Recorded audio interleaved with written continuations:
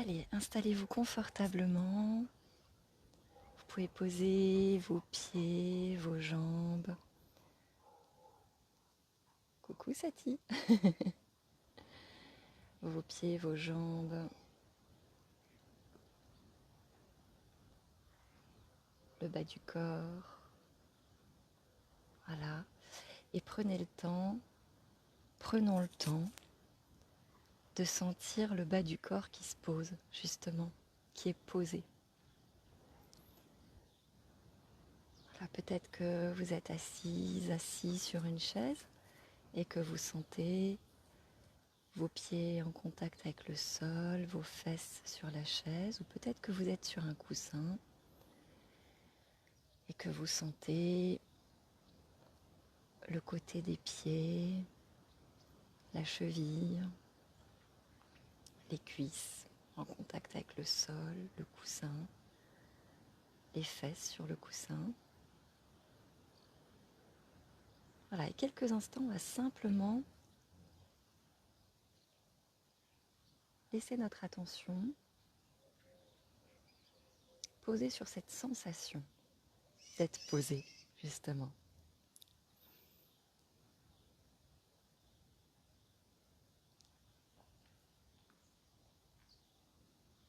Comme un point d'ancrage de notre attention.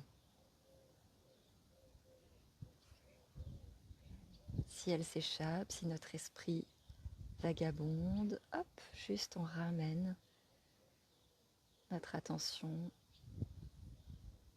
dans ce corps posé et bien sûr, si l'esprit vagabonde, on le constate avec bienveillance, c'est normal,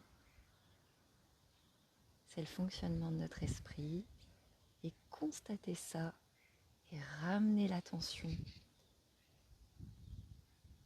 dans une perception, une sensation de l'instant présent, c'est justement ça, le cœur de la méditation. Donc finalement, si notre attention restait tout le temps focus en permanence, on ne pourrait pas méditer. Et puis on serait très fatigué.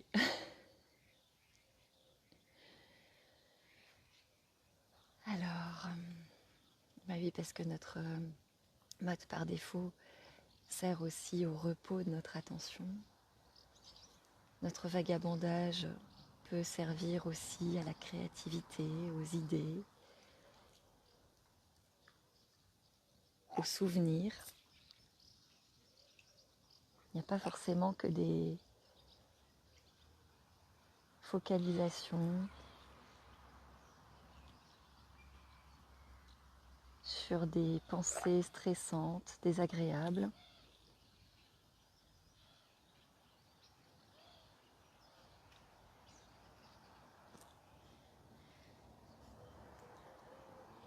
Je jetais un petit coup d'œil sur Sati qui faisait un drôle de bruit.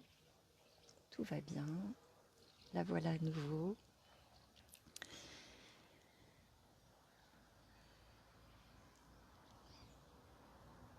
Voilà, peut-être que nos mains sont posées aussi sur nos genoux, sur nos cuisses, l'une sur l'autre. Peut-être sur une table, peu importe. Et peut-être qu'on peut sentir aussi ces mains posées.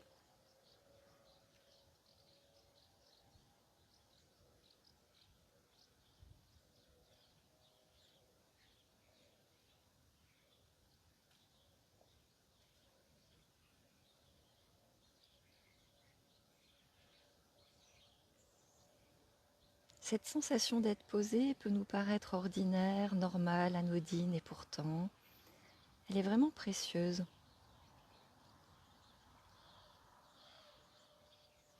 Sentir le soutien du support, du sol, de la chaise, de la table, de la terre. Pouvoir s'appuyer sur ce support, cet ancrage.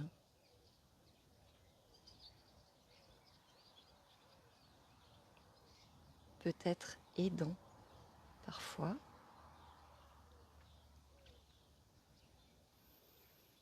Voilà, et on prend le temps juste de savourer cette sensation.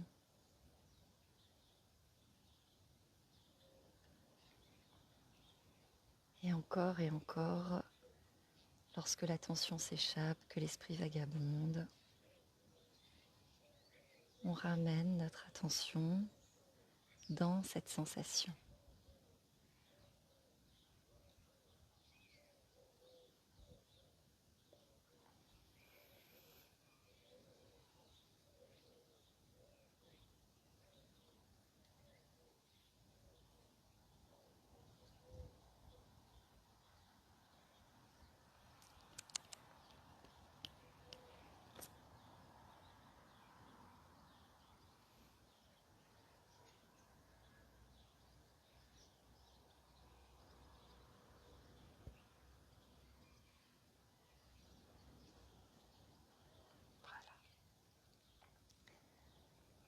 Et puis, tandis qu'on est tranquillement assis, posé là, maintenant,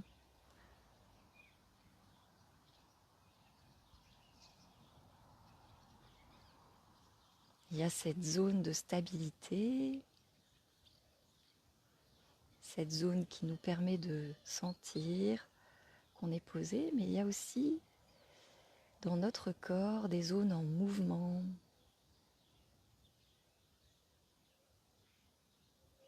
des zones qui varient, des zones en instabilité.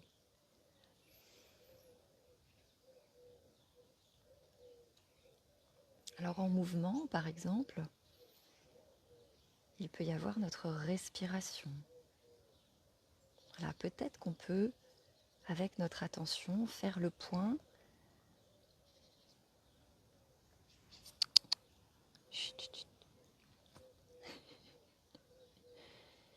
Faire le point sur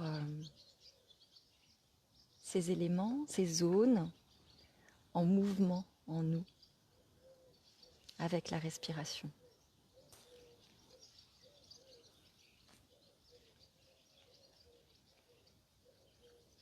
Voilà, qu'est-ce qui bouge dans mon corps quand je respire ?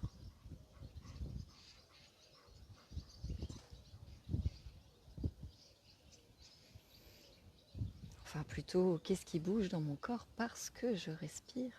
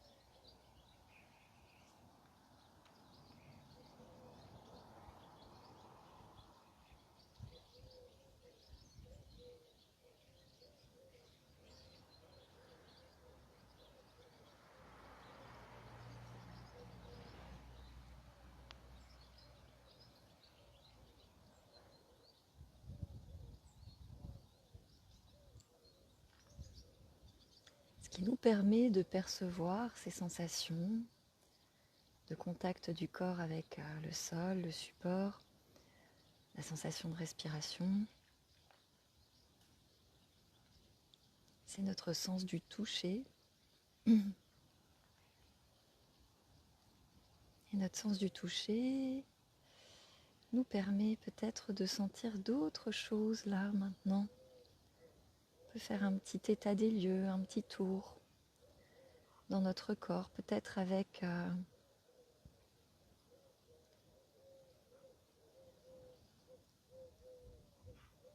une intention de percevoir tout ce qui est possible, sans forcément qu'il y ait un ordre, une façon de procéder, ou alors avec une progression, peut-être en partant des pieds ou en partant de la tête, peu importe. Voilà, qu'est-ce que mon sens du toucher me fait percevoir, me permet de percevoir là maintenant?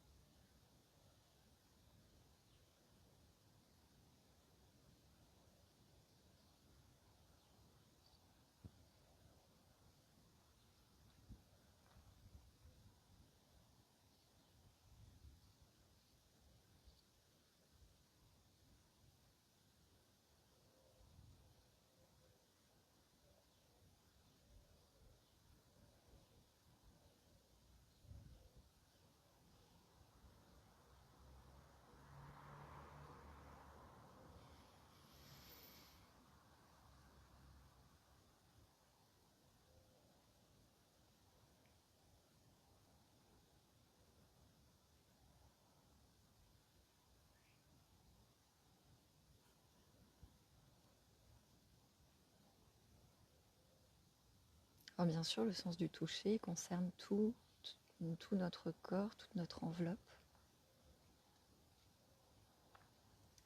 sauf dans certaines petites zones, parfois parce que il y a eu des lésions, des soucis de santé.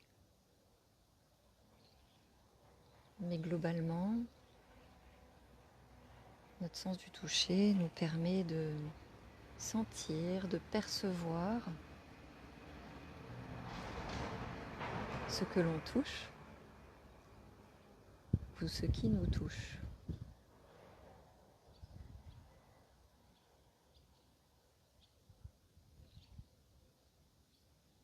Ça peut être une paire de lunettes,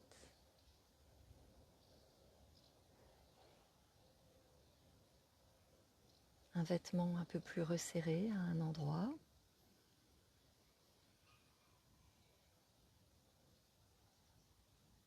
le vent.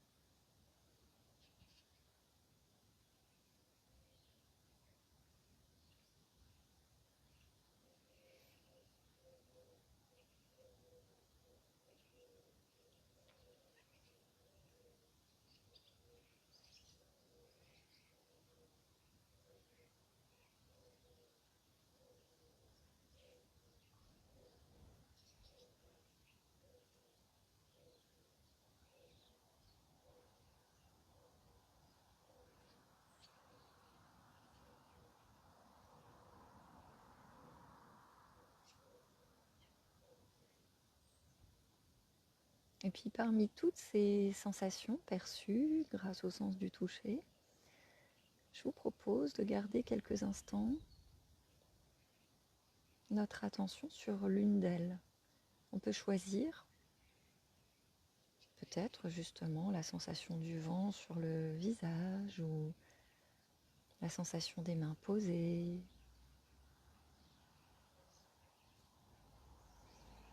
Peut-être autre chose.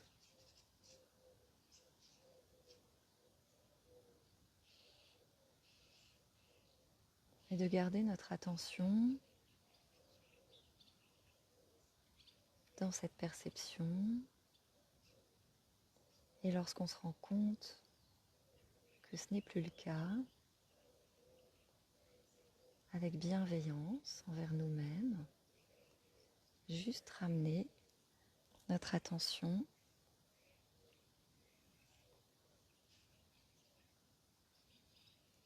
dans ce point d'ancrage.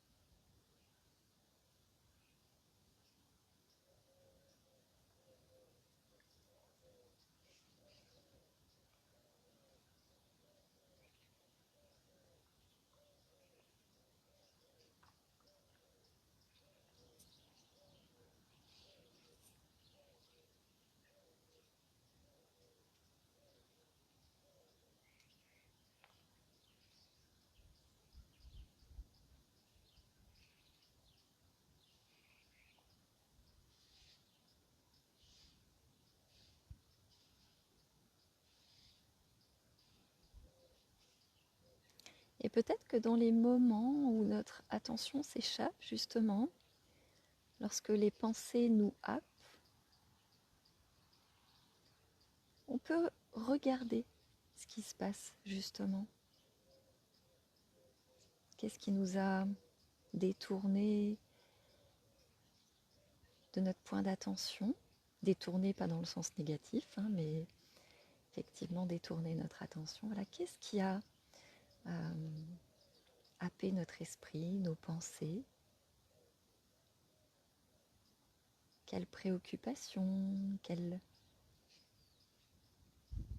peut-être rumination, quel type de pensée? Est-ce que c'est plutôt une pensée sur une autre sensation, peut-être un son, peut-être une douleur, peut-être que c'est une pensée sur un événement qui s'est produit, qui nous préoccupe. Peut-être que c'est une pensée sur une inquiétude pour quelque chose qui ne s'est pas encore produit et qui pourrait. Peut-être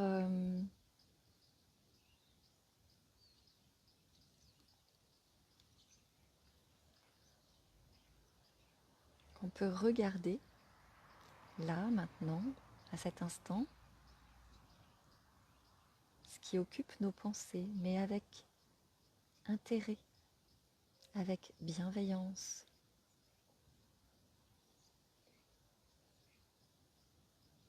Pour apprendre à se connaître là, dans cet instant, et à faire de la place à ce qui se passe en nous. Est-ce que je rumine? Est-ce que mes pensées vagabondent d'une idée à une autre de façon anarchique, ou est-ce qu'elles s'enchaînent de façon logique? Est-ce que ce sont des pensées qui me font du bien ou des pensées qui m'inquiètent, qui génèrent du stress? Voilà, qu'est-ce qui se passe lorsque mon attention lâche?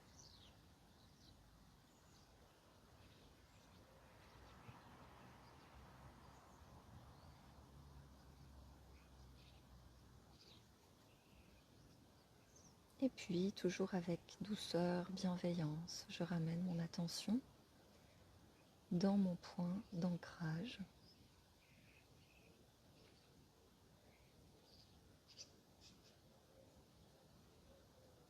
Juste pour montrer à ma tête que je ne suis pas obligée de suivre ces pensées et de les entretenir, de les ressasser, mais que je peux simplement les voir, les constater, constater ce qu'elles m'apprennent sur ce qui se passe en moi, et puis revenir à ce que je vis dans l'instant.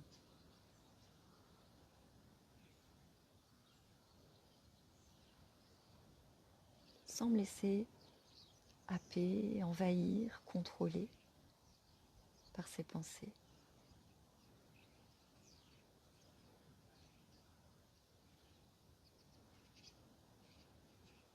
Mais en ayant conscience que c'est naturel, c'est normal, et que ça peut toujours m'apprendre quelque chose sur mon fonctionnement.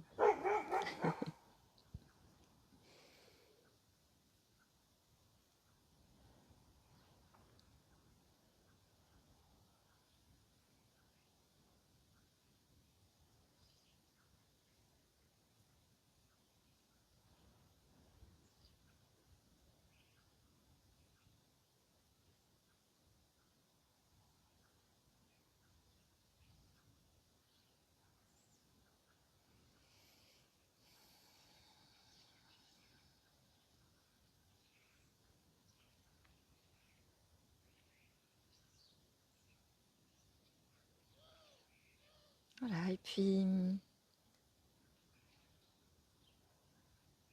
tout doucement,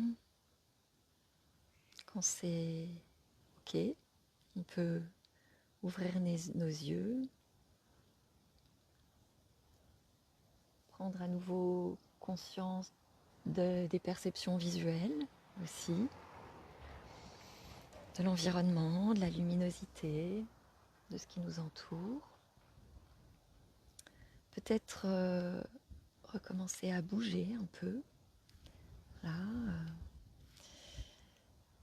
s'étirer si on en ressent le besoin.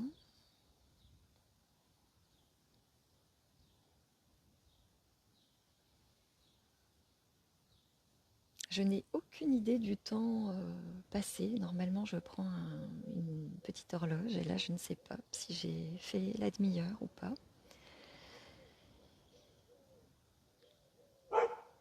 Voilà, prenez le temps, voilà, de bouger,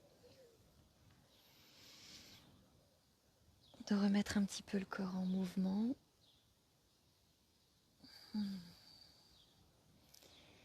Et je vous propose de noter. Alors, vous savez que c'est toujours important pour moi, cette notion de noter ou de dire, de verbaliser, de mettre des mots, puisque on sait que ça a un impact sur certains circuits cérébraux, notamment qui entrent en jeu dans la régulation du stress et des émotions. Mais ce geste de mettre des mots, il est important. Donc, ce que je vous propose, du coup, pour clôturer cette pratique, c'est de mettre des mots sur l'endroit que vous avez choisi, la sensation que vous avez choisie pour poser votre attention et l'ancrer dans la fin de cette pratique. Moi, c'était dans la sensation de ma robe qui se resserre tout autour de ma cage thoracique. J'avais cette sensation de la respiration qui était vraiment bien présente par le resserrement du vêtement. Et donc, j'ai focalisé sur cette sensation-là. Voilà, je vous souhaite une belle et douce journée et je vous dis à bientôt. Merci de votre présence.